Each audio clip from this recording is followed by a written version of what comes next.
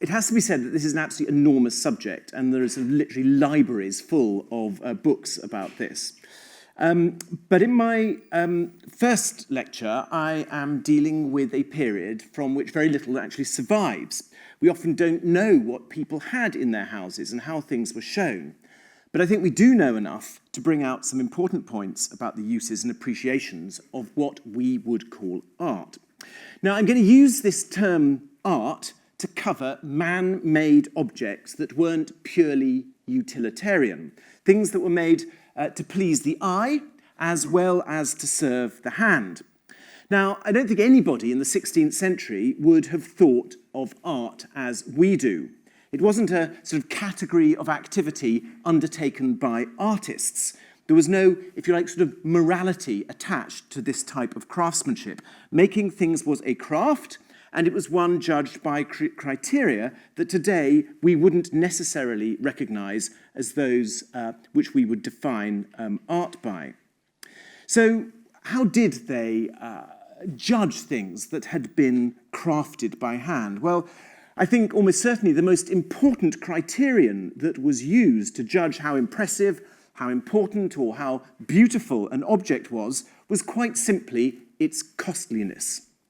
If you look at contemporary descriptions, the cost of an object is the thing that is most frequently commented upon, either in admiration, because it's of gold or silver, the content of precious metals was admired, or disparagingly if it was felt that something looked rather cheap.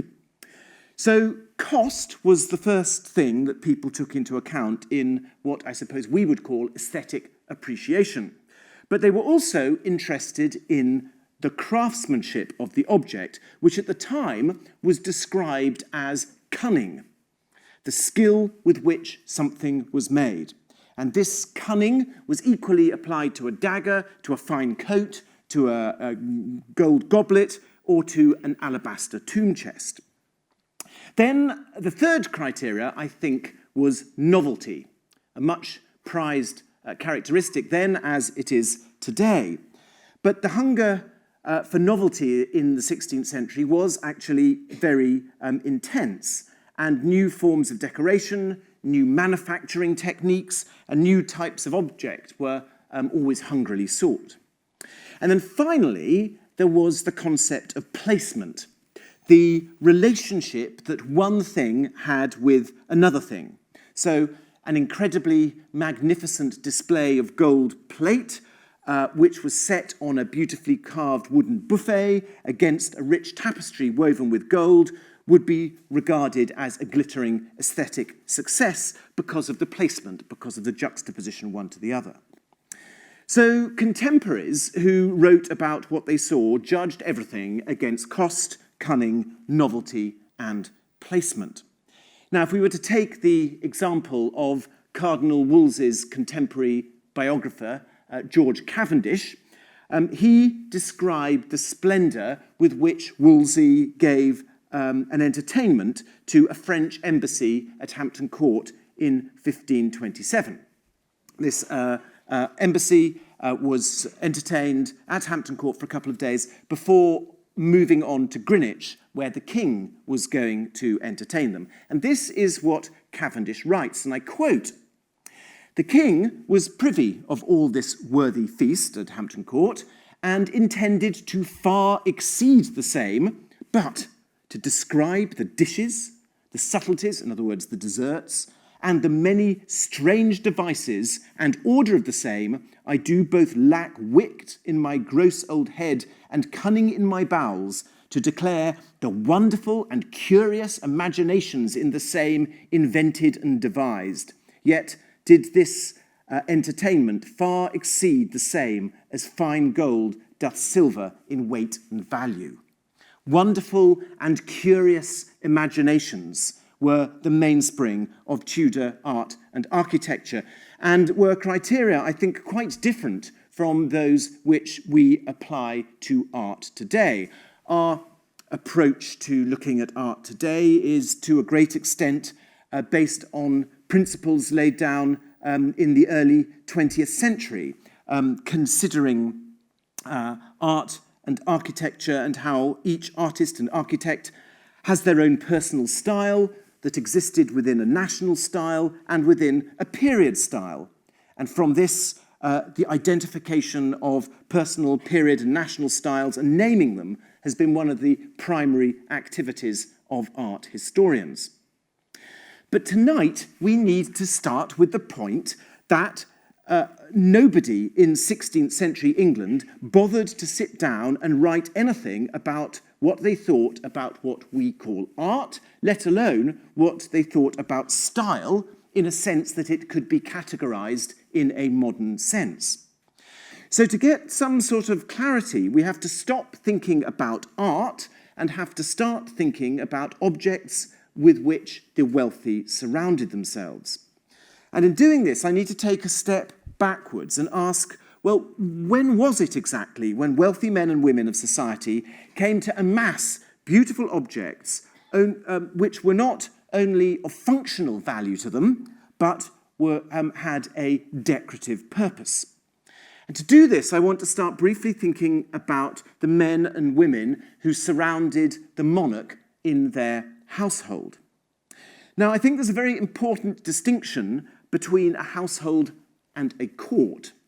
A household is an organisation that sort of makes everything possible around you. It cooks your meals, it sort of organises your daily activities. But a court, I think, is a much more amorphous concept because it doesn't have a sort of static membership. It is the people who are around the monarch at any one time. They might be his friends, his supporters, but the people were sort of the setting of kingship. They were ornaments to the king's power. So there's a sense of spectacle to a court, whereas a household is more the machinery that makes the spectacle possible. And a component, I'd argue the crucial component of a court, is courtliness, a code of manners and behaviours to which its members subscribe. Now, early medieval kings just simply did not have this. Their closest attendants were tough soldiers used to military action. But during the 14th century, these war bands, which is essentially what they were, gradually became more interested in what we would call the arts, in tapestry, in painting, in poetry, in sculpture, in music. And a sort of macho aversion to these things gradually gave way to a sense of artistic accomplishment. And at the same time, more women were brought into the court, softening this sort of rather aggressive mix of people around the monarch. Now, many of these changes you can discern in England perhaps as early as the reign of Henry III, but all of them become a really marked feature in the reign of Richard II. So he's 1377 to 1399. In fact, I think in many ways you can argue that a royal court, in a sort of recognisable way to us now, sort of begins to exist in his reign. And his was a court that expressed an interest in culture. It comprised women to a much, much greater extent than any previous court, and it could portray itself magnificently, and had within it a series of ranks of hierarchy, degrees of status. Richard himself loved to wear his crown. He was preoccupied by ceremony. He loved expensive clothes, priceless personal jewellery, rich food, and, as you see on the screen, this famous portrait done in the mid-1390s is in Westminster Abbey. Here he is. He loved himself being painted by painters. But this isn't the painting I really want to start with this evening. I want to start with a painting that, to my mind, epitomises the court of Richard II best of all. And this, of course, is the Wilton diptych in the National Gallery, one of my personal favourite paintings anywhere in the world. If the National Gallery burnt down tomorrow, it would be this that I'd rushed in and grabbed and carried out. You could actually carry this, of course. Some of the other ones would be a little bit tricky. So this painting was done as a portable altarpiece for the royal chapel of Richard II. It's painted on wooden panels, and you can see there's a sort of heavenly vision. You can see on the left-hand panel here, Richard II being presented by 3 saints to the Virgin and Child, who are in the company of these absolutely delicious angels, 11 of them. And nearest to Richard is his patron saint, John the Baptist. And behind, you see St. Edward the Confessor and St. Edmund. Both of these are earlier English kings who had become venerated as saints. Now, this, as you can see from the middle, had hinges on it, and it folded up. And on the outside, you can see that when it was folded, it had Richard's coats of arms, on the left-hand side, and his personal emblem of a white hart chained with a crown round its neck on the right-hand leaf. The painting was obviously meant to be looked at from the inside, but it could be folded up, it could be carried about, and when it was, all you would have seen is Richard's badges and symbols. And such heraldry, as you see on the left-hand panel there, of course had started as a system for identifying knights on the field of battle. And during the 13th century, it had become a sort of formal system of visual communication, which was actually policed by the royal heralds. The shield, without any supporters, the helm, the crest, together with mottos, badges, and seals, then became increasingly used by knights, not only on the field and in the tournament, but every day to express their knightly status. And it was King Henry III who set the fashion for using such heraldic decoration in the interiors of his buildings. And from that point onwards, if you had arms, you would put them on your possessions. And as with almost everything else, Henry VIII took this to ridiculous lengths. His houses were slathered with heraldic devices, and there were plenty to choose from. Since, in fact, 1198, the royal shield had 3 crawling leopards, which over the course of time became mysteriously transmogrified into 3 crouching lions, and then became paired with fleur-de-lis to make the royal arms we're familiar with. And here you can see this is actually Richard III. You can see Richard III's boars being supporters with the crown, and there you can see the classic expression of the royal coat of arms. And Henry VIII was very happy to meld these royal arms with the badges of his wife, Catherine of Aragon. Her badge, of course, was a pomegranate, and here you see this wonderful woodcut of the marriage, not of Henry VIII, but his brother Arthur and Catherine of Aragon with the pomegranate and the Tudor rose. But there were lots of ways that the royal arms could be expressed.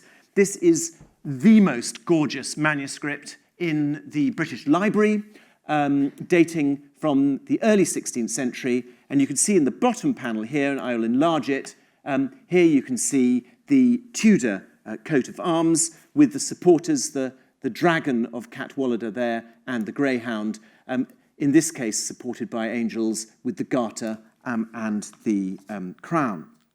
Of course, Henry VIII's heraldic painters were kept very busy because as Catherine of Aragon's badges were expunged and replaced by Anne Boleyn, there was quite a big change around, but all too soon the leopards, which were Anne's supporters, had to be altered by royal carvers and painters to look like panthers because they were Jane Seymour's beasts. And this particular heraldic problem, as you know, continued throughout the reign.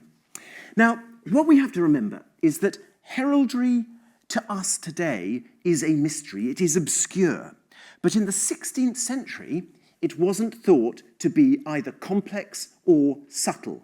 Putting your arms on a painting, a tapestry, or anywhere on your house or any of your household goods conveyed crucially important messages about your rank and your loyalties. Heraldic symbols in the early 16th century were relatively clean and simple, as you can see here. They weren't like the later 18th century coats of arms, which you see, which were very, very complicated to reproduce. So these lent themselves very straightforwardly to artistic display. It was the royal heralds who were responsible for checking that the correct use of badges and arms was undertaken. And what they did is they issued to the royal painters and carvers and metalworkers books of arms showing how things should be correctly used. So this is a painting by Thomas Wriothesley, who was Garter King of Arms, who was intimately involved in every major activity in the court in the first half of Henry's reign. He had a workshop in Cripplegate, not far from here, where a team of painters kept all the records that were needed to ensure that everything was done absolutely correctly. And so, during the preparations for a great ceremony like the Field of the Cloth of Gold in 1520, the governor of Guienne wrote in a complete panic to Wolsey, asking that Wriothesley should be ordered to produce a book showing all the incredibly complex heraldry necessary for the meeting of the two kings and the decoration of all the things that would be needed. The book doesn't survive, but the very fact that it was commissioned demonstrates the close working between the heralds and the royal craftsmen. In fact, the king's chief painter, a man called John Brown, worked so closely with Wriothesley, the chief herald, that their workshops were in adjacent houses in Cripplegate. So, royal houses and indeed courtier houses were encrusted with dynastic signs and symbols, and indeed many of the occupants of the royal houses themselves were encrusted in royal signs and symbols, everybody from the yeoman of the guard to the Lord Chancellor wearing his heavy gold chain of office. Now, you might not have seen one of these before. This is a stove tile. Bathrooms and other small rooms in Tudor royal houses were heated by quite tall ceramic stoves, about this sort of height, which were made up of individual tiles. And here you can see a royal stove tile with, if you can see, the initials of Henry VIII and Edward, Prince Edward, HR and ER, the fleur-de-lis here, and the Tudor rose. And here we have in the middle the Tudor arms with the supporters. This is a beautiful but a relatively straightforward piece of interior furniture, as you can see, encrusted with heraldry. The windows of Tudor royal houses, likewise, this is a piece of royal stained glass from the Victoria and Albert Museum, were also encrusted in these devices, as were the objects used at court. Here you see a particularly beautiful cup designed by Hans Holbein the Younger, and you can see on the lid the royal crown. And on this cup, which is a slightly later one, just to show you that it carried on going, a cup to be presented to James I in 1617. You can see in the bottom on the foot, there's a coat of arms there. There's another one here. Essentially, one of the principal vehicles of decoration was, in fact, heraldry. And in fact, entering almost any house of any status, the first thing you would see was a coat of arms. You can see it today if you go to see Hampton Court. The royal arms weren't only placed on royal buildings, because they explicitly showed to whom you owed loyalty, and indeed to whom the house would belong if a royal visit should take place. So this is Compton Wynyards, the beautiful, wonderful house built by Sir William Compton, a courtier who held a mass of royal offices under Henry VIII in Warwickshire, built in 1523. And here, on the porch of his house here, is a huge royal coat of arms the royal badges either side. So as you walked into the house, it was absolutely clear to whom your loyalty was given. But it wasn't only courtiers.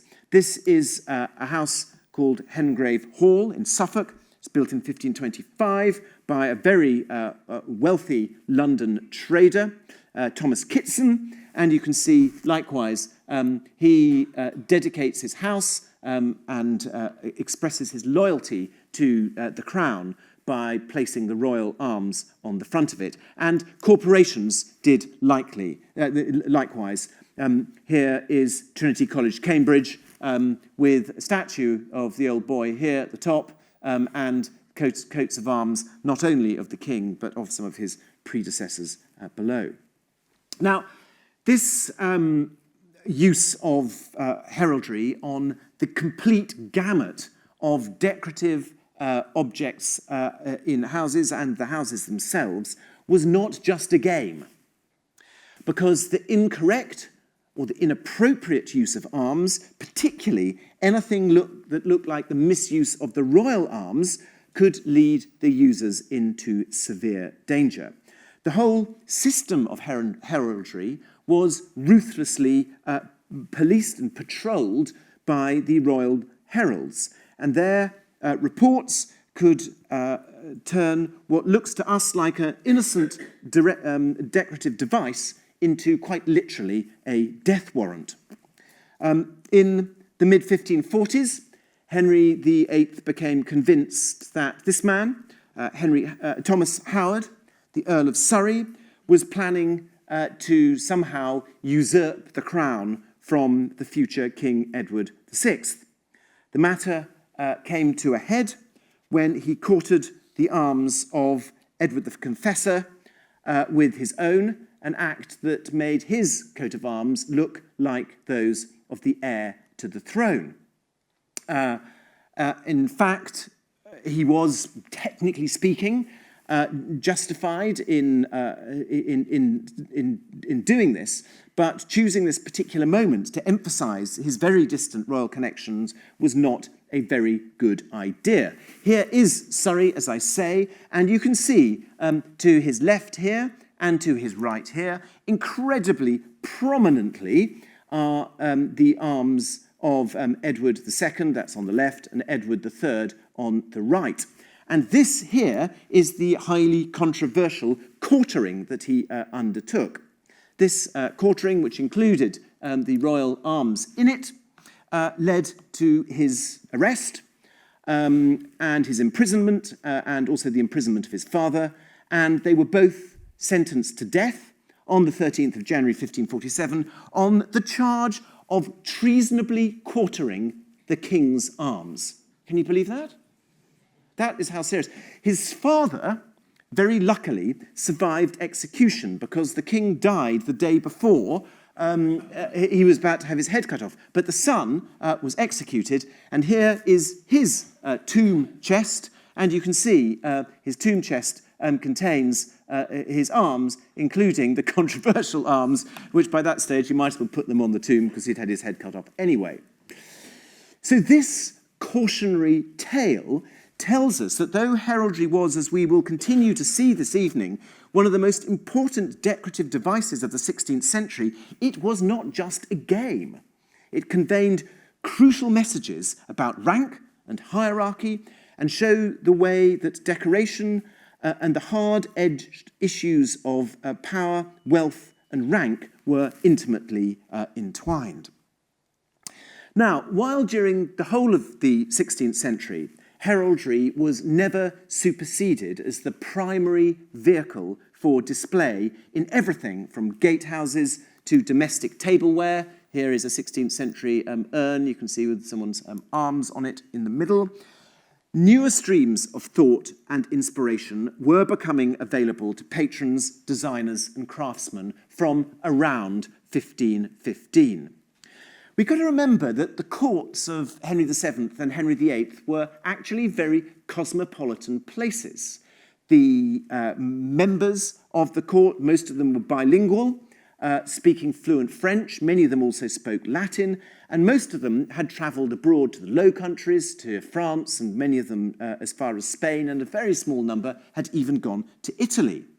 And there was a strong sense in these courts up until the 1530s that the English were part of the universal culture of Western Christendom.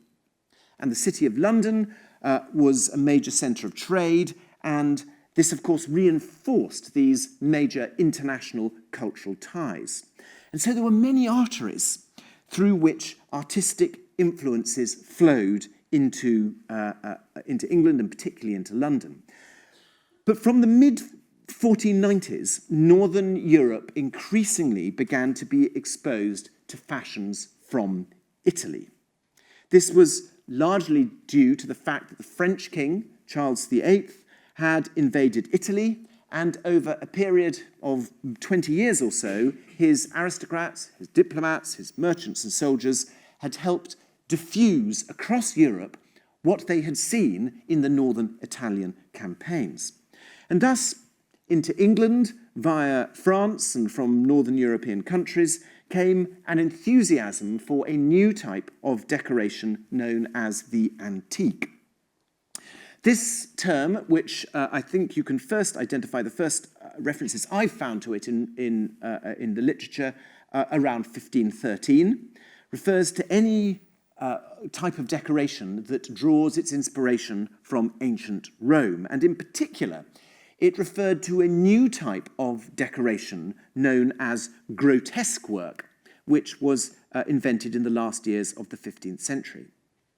This came about because in the 1490s, a group of intrepid painters began to break their way into the maze of underground passages and caverns that made up the buried remains of the Domus Aurea, the golden house of the Emperor Nero.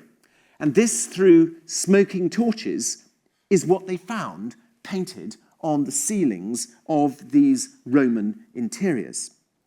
The Golden House was a megalomaniac building project that made Henry VIII's buildings look positively puny. It was a vast villa set in landscape gardens covering 300 acres, and it was described by the ancient Roman historian Suetonius as ruinously prodigal. But until these explorers found their way into these buried rooms, nobody had ever seen the decorated interior of Roman buildings before. But painters like Pinturicchio, by the light of their burning torches, found this incredible wonderland. And they turned it into a new form of contemporary interior decoration. Here is Pinturicchio's library in Siena, the Piccolomini Library, and you can see the way that he was inspired by the use of Roman masks and vessels and shields and plates and helmets and breastplates, most often linked together by a sort of crazy candelabra into a sort of tottering tower of treasure, normally framed by putty and swirling foliage. And by the 1500s, this stuff, which we call grotesque work, and hopefully you can sort of see the sort of candelabra effect here, it's sort of running up the middle, it's on a sort of stalk here, became all the rage. And so here you see an English painting. This, of course, is Archbishop Cranmer, painted by the German painter Gerlach Flich. And I hope you can see on the left-hand side, this pillar here contains one of these grotesque work tiers of swirling vessels and masks and breastplates, etc. Now, in disseminating this fashion, printing was hugely important. And from the 1460s, in England, craftsmen of all sorts were using printed sheets and books as an inspiration for bringing this grotesque work into upper-class people's homes. Most of these books were produced in Germany, or some in France, but in 1504, Henry VII appointed Richard Pinson to be his official printer. And in 1518, Pynson produced the first English title with grotesque decoration up the side here, commissioned by Henry VIII, this very first printing here. And from this point onward, prints became the fundamental source of inspiration, and everything, stone carving, stained glass, textiles, metalwork, was influenced by these prints. Even the great Holbein himself, as he's painting the Whitehall mural, this decoration up here is taken from printed sources acquired from Germany or France. And here you see that lovely writing desk in the V&A. You may be familiar with this, probably belonged to Henry VIII. And all the decoration you can see on this wonderful piece of furniture here is taken from printed sources. And so enterprising designers and printers collected together these designs and they issued them in pattern books. There's a very nice introduction to one of these books printed in 1538. And it says in the front as an introduction to this, and I quote, it says, "I have assembled an anthology of exotic and difficult details that should guide the artists who are burdened with wife and children and those who have not travelled," sort of equivalent disadvantages in life. And so both patrons and artists owned these books. And it's quite easy to find quite a number of things that are influenced by them. Here's this great Tudor house, Elizabethan house in Northamptonshire. This is Kirby Hall. And you can see these giant pilasters here, incredibly detailed, carved decoration, which is taken directly from the front page of this book here, The First and Chief Grounds of Architecture by John Shute, published in 1587. And if we look again at this stove tile, we will see the way that these grotesques have come in either side. And if you see the cup design, you can see that essentially this is based on grotesque work, as in fact, indeed, is the decoration in the painting of Thomas Howard.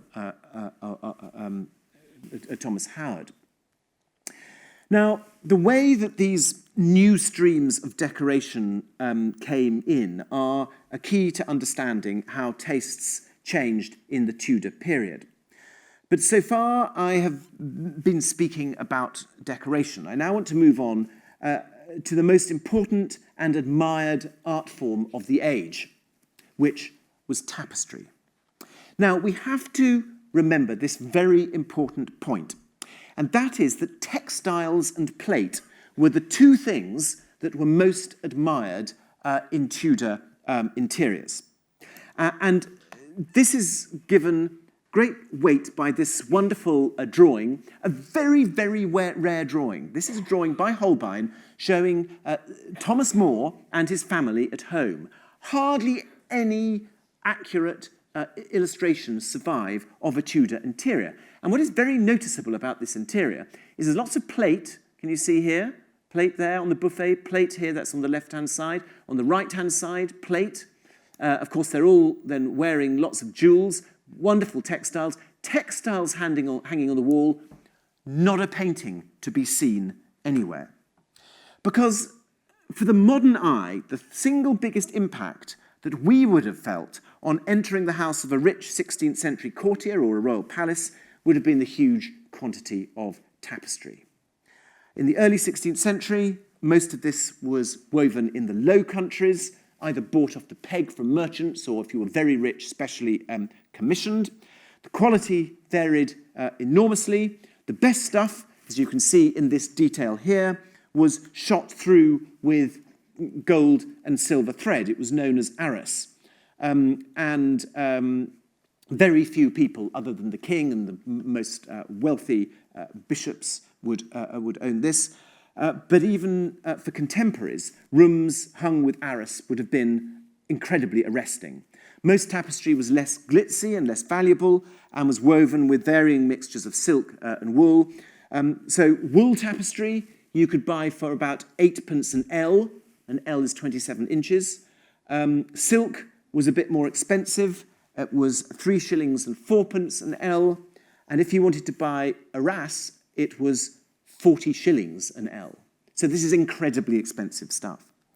But tapestry was always integrated with the architectural features in a room and was, as I said, either made for the room if you were rich, certainly in the case of arras, but otherwise, if you weren't so rich, you would buy your tapestry and you would design your room around it. It hung from a cornice, and as it met the floor, you usually had a black painted skirting, so you couldn't see a sort of glimpse of white, rather like a sort of pale sock underneath the end of your trousers. You wouldn't want the wall to peek out at the bottom.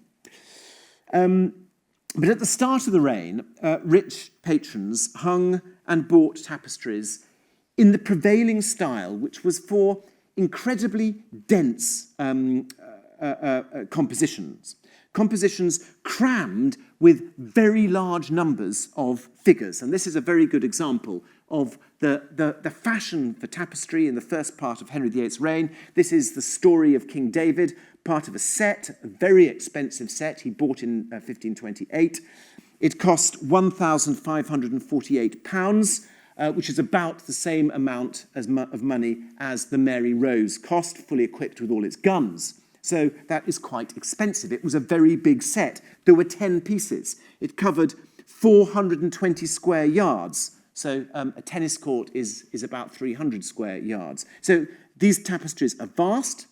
And this great set of the story of King David was hung in the English royal palaces. But by the time it was delivered in 1528, it was very old-fashioned because fashion had moved on.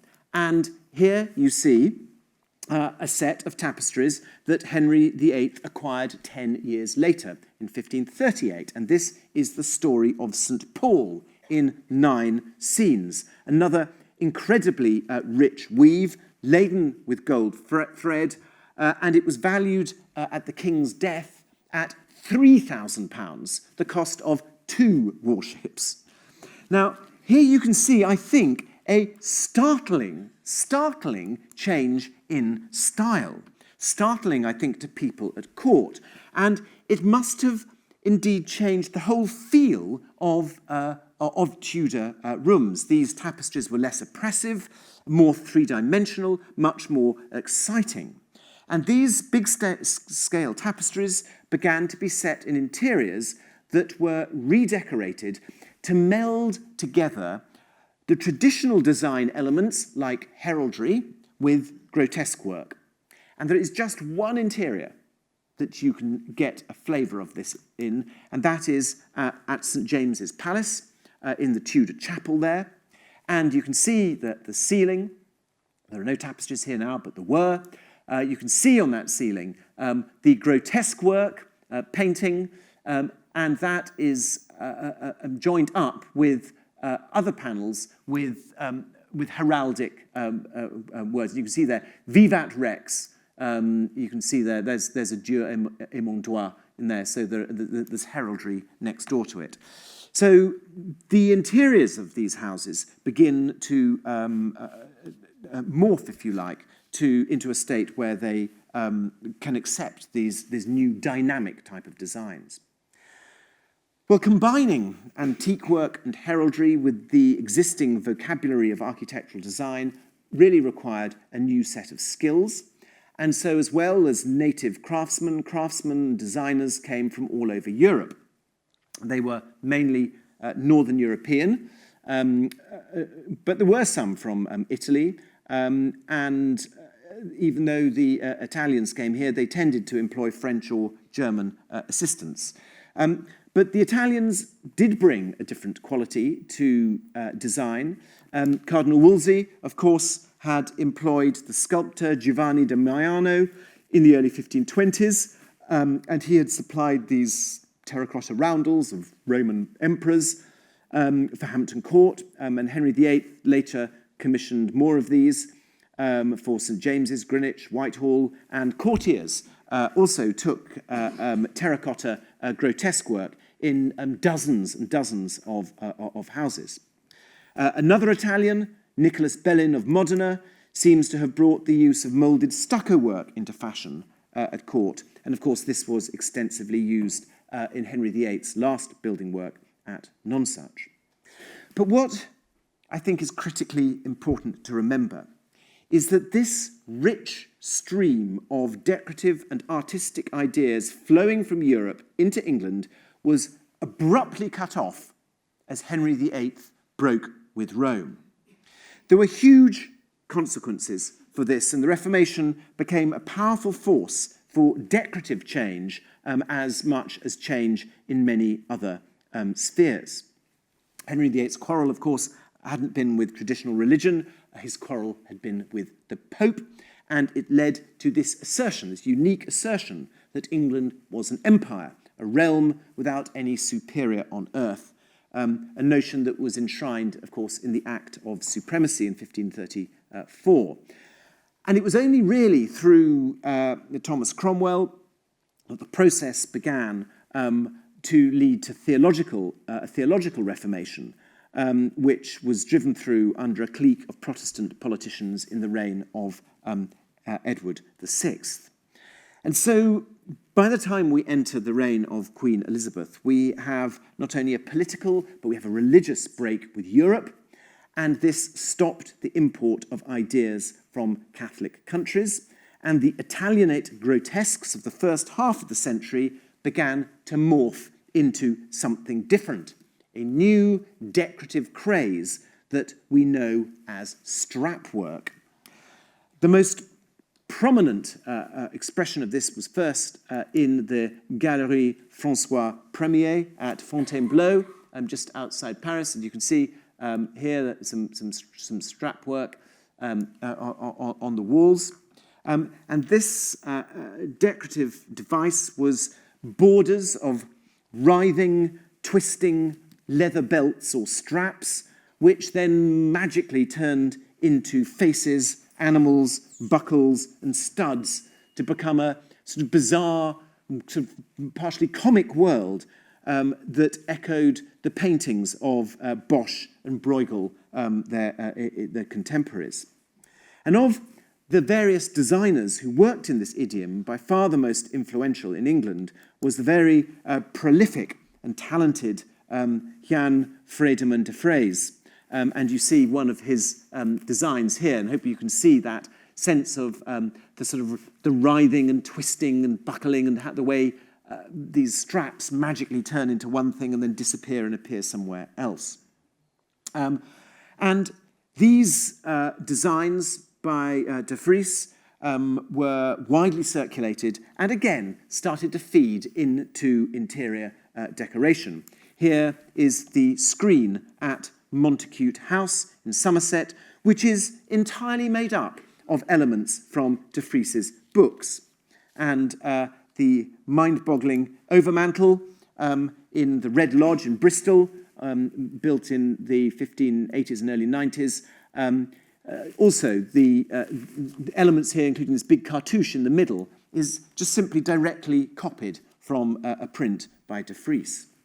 And here, to give you another example of the use of strap work, is the Mostyn Salt. This is a whacking great piece of metalwork, one of the biggest surviving from its age. It's made in 1586-7 in London. And you can see that on this piece, the framework is made up of strap work, filled in with various lively motifs and plants and animals. Now, it is no coincidence that I have so far barely mentioned easel painting. Let's return to the family of St. Thomas More. You will not see any paintings hanging on his walls, nor will you see a painting in Queen Elizabeth I's withdrawing chamber, because the fact was that easel painting was not a particularly prestigious form of craft or decoration in 16th century England.